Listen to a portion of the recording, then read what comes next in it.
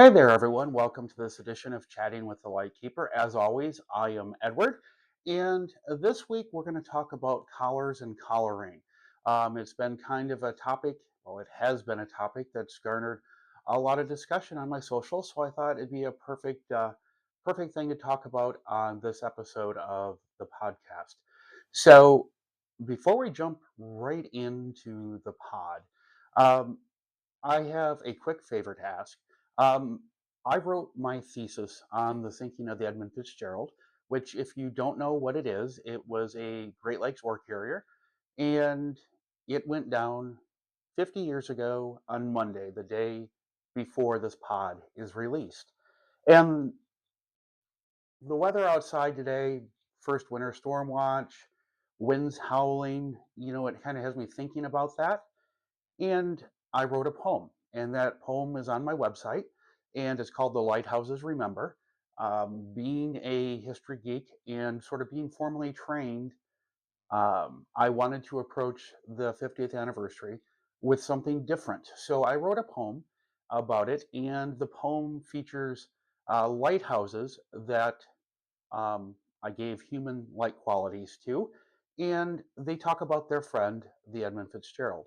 So I would love it if you headed over to my website, chattingwiththelightkeeper.com, and click the poetry link and look for When the Lighthouses Remember, and let me know what you think of the poem. It's an interesting twist on the tragedy that was the sinking of the Edmund Fitzgerald.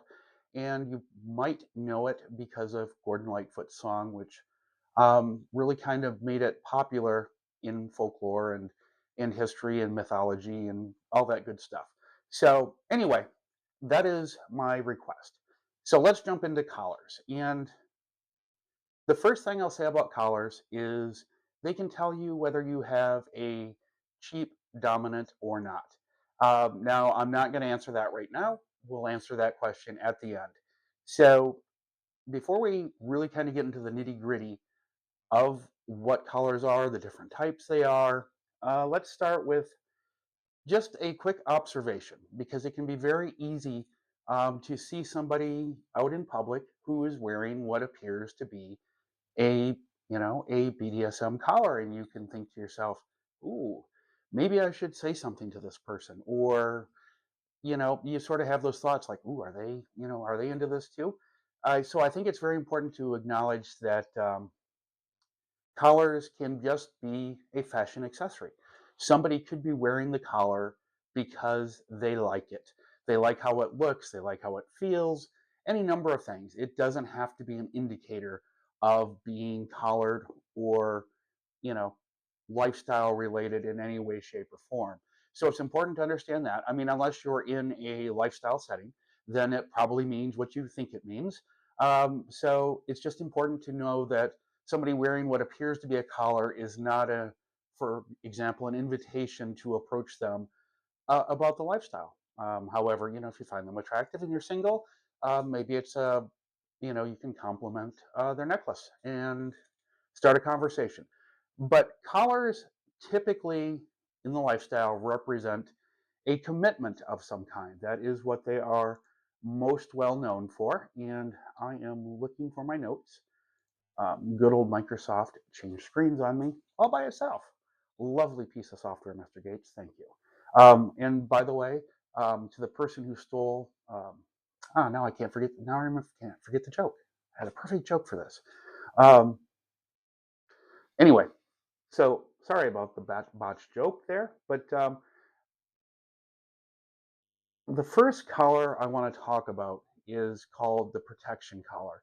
And it's probably the collar that is least understood, especially among people who are new or newer to the lifestyle.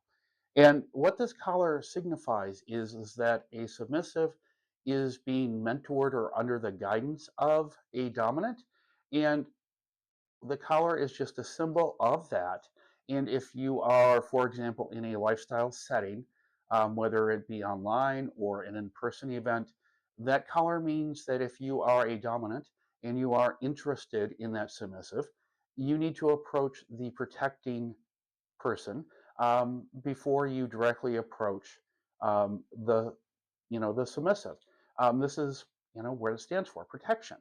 The dominant or the mentor is sort of, and it's perhaps not the best word, but they are gatekeeping for the submissive, which can help somebody who is newer to focus just on learning the lifestyle without having to, say, dodge the barrage of emails they might be getting from dominants looking to connect. And there are a few kind of important things that I think you should know about this. Sometimes, and this is just this is not this is the exception, not the rule. Sometimes the protector will be a dominant who is using it because they couldn't win the submissive's hand, shall we say, and they're using it as a way to, since I can't have them, no one can have them. Um, and that's rare, but it does happen. So if you are a submissive considering this with a mentor type person, make sure they're doing it with true, proper intentions. Also, make sure that the communications that the dominant receives on your behalf are open and transparent, that you have access to them, you can see them, that they're sharing them with you, all sorts of that there's no sort of hidden communications or hidden agendas there. But it can be a great way for a submissive who is new or just wanting to learn more to be able to have someone do gatekeeping for them to weed out people that just wouldn't be healthy for them. Um, the next thing that's up is you typically see this at lifestyle gatherings, or perhaps if you have a casual relationship with a submissive that you get together and you enjoy some fantastic play together, they may wear a collar during the playtime, and it doesn't signify anything except during play, it's sort of a physical reminder of their role. You'll find submissives that like to wear them in those types of settings, even though it does not signify a relationship. It's sort of if you will, an accessory for playtime. So that's the play collar. And the next thing we're going to jump into is in traditional people who are sort of traditionalist in the lifestyle often have a collaring, if you will, system or a progression of collars that happens as a relationship grows and matures. Sort of a this collar starts, and then we look forward to building, hopefully, to this next one, to the next one, to the next. And it doesn't mean you have to do this, not at all. But there are people who do enjoy the progression of collars, and I think it's very important we talk about the progression. And the first collar is often called, and bear in mind, people do call them different things. So please make sure you ask the important question, what does this mean to you? Because different people use different phrasing and have different terms, and they mean the same thing as what we're talking about.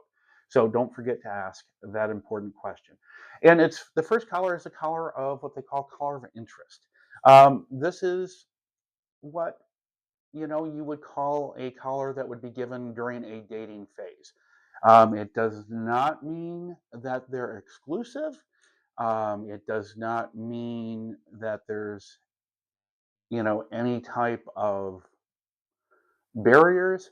You could, if you were a single dominant, in essence, the submissive is saying, "Hey, I'm dating Sir Spanks a lot, but we're not serious. But I am wearing the collar out of respect to show that I'm dating them.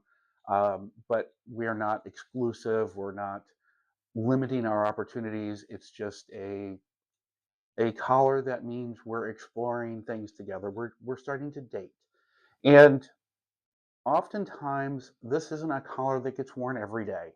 It might just get worn when the submissive goes on a date or hangs out with the dominant that they are starting to get to know and are starting to date. Now, when that relationship moves into sort of that exclusive world, where yes, whether they're mono or poly, they've worked it out, and this is just they are building something, and they're not going to see other people unless, for example, it is a poly situation and it's well defined. This would be like we're exclusive now. We're dating and we're dating exclusively. Would probably be the best vanilla comparison. And this is often called a training, or the wording that I don't know, I don't like because it sort of reminds me of the penal system. But it's called a training or probationary collar. And probationary, that's the one that just kind of gets me, because it's sort of like, is there a parole board, or do you have to check in with your probation officer, every 6 weeks to see how the relationship is going? And perhaps that little bit of probationary and that checking in that happens with people who are, you know, on parole, or on probation, shall we say, that it's a good reminder that they need to be checking in with each other during this period, to see how things are going and how they can continue to work to build things. But this is definitely a sign of a serious commitment. It's a commitment that we are building something here together, and we are not going to entertain offers from others. And sometimes people will also sort of put this color on um, a little bit later. It doesn't necessarily have to mean that we're exclusive. It can be the equivalent of the engagement ring. It's saying that we are moving forward, and I want to formally collar the submissive, and this is the collar that represents that. Oftentimes, this collar is worn, um, you know, all the time, but it can either be a we are committed to each other in building, or it also can be the we're engaged, in the BDSM sense. So that leads us to sort of the final collar, and I say sort of because there is beyond. But this is the typically the equivalent of marriage, in the lifestyle, and that is the formal collar. It is, the ultimate commitment. Sometimes it is called a permanent collar, but this is, for most people, the all intents and purposes, the equivalent of marriage in a DS relationship. If you are permanently collared, you have basically chosen your partner or partners, and you are in it for the long haul, till death do you part. um, or as they used to say in the American South during slavery, until death or distance do you part, for families that might be quote unquote sold down the river. But anywho, sorry, history geek moment. But this is the sort of the ultimate commitment in the lifestyle. Now, there are ways that the ultimate commitment can be heightened or made even bigger or more committed. I know it sounds strange, but there are two collars that people do use that sort of mean above and beyond that permanent collar. The first would be is if you are in a master slave dynamic. Um, Sometimes the permanent collar may be called a slave collar, or you may become permanently collared and then you earn the slave collar to signify the MS dynamic that you are in. Um, and then other people look look at the eternity collar, which is, typically you see them, they're titanium, perhaps even some that are gold, that are very permanent. Oftentimes they have a small screw in the back that when they're put on, they're on and they stay on and are not easily removed. It's not something that gets taken off at night when you sleep. It is there 24/7. And some people do look at the eternity collar as a commitment beyond the formal collar. So we'll talk a little bit more about eternity collars in just a second. But sometimes, especially if you work in some settings where you can't wear certain types of jewelry, or perhaps you don't want to wear your actual collar, say, to the office, there's what they call a day collar, which symbolizes whatever level of commitment or collaring your relationship is at. And it can be as simple as a plain just gold necklace, maybe an anklet, even a ring that gets worn on a finger. It's a very vanilla friendly way to keep that reminder of your lifestyle commitment in a way that isn't going to attract attention, questions, or anything like that. And that's what a day collar is. And oftentimes it is something that is very vanilla. no one would ever have a clue behind the meaning unless they were told, which is what makes them really ideal for so many people. They may wear their permanent collar at home, and then when they go out, they may switch into their day collar. But either way, one or the other is always on, especially when they have had a formal, the formal commitment to the permanent collar. So getting back to that eternity collar, they're very popular. Um, and I know I have been doing some shopping for one for Sailor, surprise Sailor. Um, yes, the secret's out of the bag. This is what I get for talking out loud without thinking first. So yes, I've been looking at them. Um, so the surprise, I guess, will come maybe when it happens. Now that she knows. Well, anyway, um, the Eternity collar is actually beautiful. I personally love some of the ones that are titanium. They're a ring if it's around the neck. I think they're stylish and beautiful. And there are a few things to consider if you are considering or when you consider getting an Eternity collar. Please, it's something I've seen before and it sounds beautiful, where a dominant actually has it welded closed. And yes, there are precautions, so there's no burning or anything that happens to the submissive during the tap weld, that permanently closes the collar. I don't recommend that for a couple of reasons. First, you're probably at some point in your life going to fly on a plane.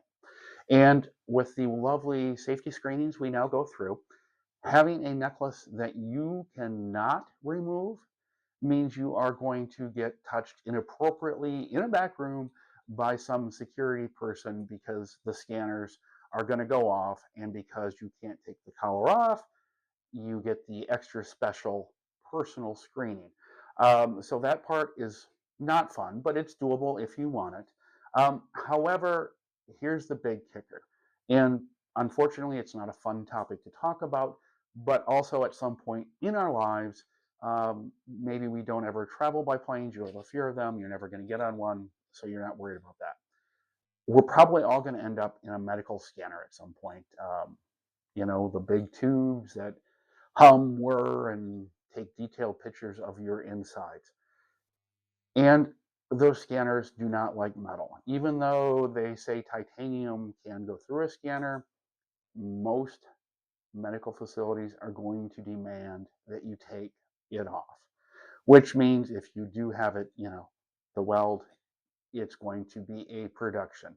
Or even if, heaven forbid, something unfortunate happens and you have to get rushed to the emergency room. It'll be removed by first responders and probably not in a way that would be enjoyable. So I don't like that because of just the issues that go with life that goes with that. Plus, we are going to need to clean them. So that does add an extra layer if you can't take it off for a cleaning. So that's an important factor to consider if you want to go the weld route. The typical Eternity collar has a small screw, which means with a screwdriver. So, for example, you're going to be hopping on a flight to go see the mouse in Florida. You can, your dominant can take the screwdriver, take it off, and place your day collar on, and it makes air travel a whole lot more convenient. And also with Eternity collars, they are becoming more and more popular with just vanilla people, whether they're in a relationship or not. It's a fashion accessory now that is becoming popular. So, once again, if you see somebody wearing one of those Eternity collars, it does not mean that they are in the lifestyle. They could just enjoy how it looks, or it could be, a symbol of commitment between their vanilla, partner and them. So, yeah, just be careful. Don't overread into it, especially if you see these things in a vanilla setting. Um, Also, another type of relationship collar that typically comes after you've reached the permanent collar level, but not always. Of course, this is a lifestyle where everyone chooses their own path, It's one of those choose your own adventure books that I loved as a kid, which I understand now are you can find on the computer, which I think would be fantastic. But there's a house collar. For example, if you are in a relationship with a dominant and there might be multiple submissives, you have a wonderful poly dynamic going on. The house collar is designed to show your affiliation with your fellow people in the poly relationship.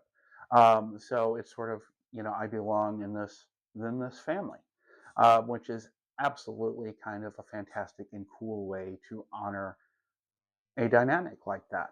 Um, Now, the next type of collar I want to chat about is something that doesn't signify a relationship. Well, I guess it does. It does signify a relationship, but not in the way we are traditionally going to think about it. And this is a self collar, and this is becoming more and more popular with submissives. And the submissive actually collars themselves. And the idea behind self collaring is that it empowers the submissive. They are using the power of the lifestyle to motivate them through life. Um, Perhaps they have a goal they want to achieve, and so they self collar themselves. And in their minds, they hold themselves accountable to achieving that goal just like a dominant would. Or they use it to remind themselves of the journey that they are embarking on and where they want to go and what they want to achieve. It's an empowering piece, not a fashion accessory, but an empowering DS, I guess, thing that you can wear. Very, very poor English choice of words there by me. Please apologize for that. But yeah, it's a reminder very much of the journey they are embarking on or are on in the lifestyle. So sometimes a collar is more than just a relationship thing. Now, when it comes to actual doing the formal or the permanent collar, um, in my experience in the lifestyle, I've seen it done so many different ways. We'll start with the big, grand way. There are some relationships and some dynamics where it is just like a traditional wedding, obviously with DS overtones and flavors. Oftentimes, you gather all your family, your friends, and you have a big ceremony and a reception. It is just like a wedding, and sometimes it's actually incorporated into a wedding. Not only is there the exchange of the rings, but there's, the dominant places the collar on the submissive. So you have that style of ceremony. Other times it's a simple friends and family only gathering. That could take just 15, 20 minutes, and then, everybody gathers a little bit for conversation and perhaps cocktails afterwards. Or it can be very intimate, just between the partners involved, and they do it themselves at home or at a place that is special to them. It doesn't have to be ornate, it doesn't have to be grand, it can be just simple, impactful, and very intimate. So there's no right or wrong way to do this. It's simply how it chooses to fit together. And of course, some of the ones I've seen where it's been combined with the wedding, it's the collar is been phrased just like, I bought this and it symbolizes, our inner connection. And as basically it's done in a very vanilla way so that only the guests that are lifestyle related understand what is going on with that, where most people are like, oh, it's so cute, they're doing this extra thing beyond the ring. But you know it's comes in many forms, many flavors, and this is not something that is universal. Those prescribed steps that a traditional person may follow with the different phases of the collars is not something that you have to do. You could get to know somebody, you could date them, and just say, hey, I want to collar you, I want to make this permanent, and do that. Or you could, maybe add, a training or probationary collar to it. There's no right or wrong way. It is your journey in the lifestyle, and therefore it's your rules. So as long as it's consensual, have at it and enjoy it. And also remember that collars do not symbolize lifestyle. So if you see somebody wearing something that appears to be a collar and you are, say, shopping, at the store, don't assume that they are in the lifestyle. They could be, or it could just be, the way they like how it looks and it's part of their little fashion, the way that they dress. So please don't make that assumption. I know there are people that have and come to regret it. So, just be mindful that a collar isn't always a collar, and perhaps it is a collar, but it could mean something completely different. It could mean they're self-collared, or it could mean they're under protection. So don't don't make assumptions, even in a BDSM space, um, that a collar has a specific meaning. It is something that if you approach somebody in a BDSM space, obviously I would recommend starting with the thought that this means that they are in a committed partnership with somebody in the lifestyle, and not try to, as some might, weasel in thinking it might be just a self collar or a play collar type thing, but just, obviously be respectful, especially in a BDSM space when you see somebody wearing one. Um, and finally, how do you know if your dominant is a cheap dominant because of a collar? Well, the simple thing is if your dominant asks you to take the dog for a walk, but they also tell you you need to take your collar off to take the dog for a walk, you know you have a cheap dominant. Now, that's humor, by the way. That is 100% humor. Please don't read anything more into it. I know some people on the internet can take a simple joke and run with it and think I was being serious. I am not. That was my attempt at a little humor. So I want to thank you for making the time, to sit down here with me at my breakfast bar on this cold, wintry day, the first one of the year in my fair city. So thank you very much. I truly appreciate your time. And I just have a quick couple of favors to ask before I wrap up. Please tap the like or follow button. Even if you're on YouTube, I would really love it if you tap the like button if you found something in here useful, or even the subscribe button. I am very much new to the world of YouTube, so I would appreciate that. And finally, no matter what platform you are watching, listening to this on, there's a comment section, and I would love it if you took a second and put in the comments. I would love to hear from you and hear what a collar means for you. I would love to hear the various ideas and how everyone watching and listening views a collar. So please go ahead, and I would appreciate it very much if you did those. And I look forward to chatting with you again here in 2 weeks. Have a great rest of your day, and I look forward to chatting with you again soon.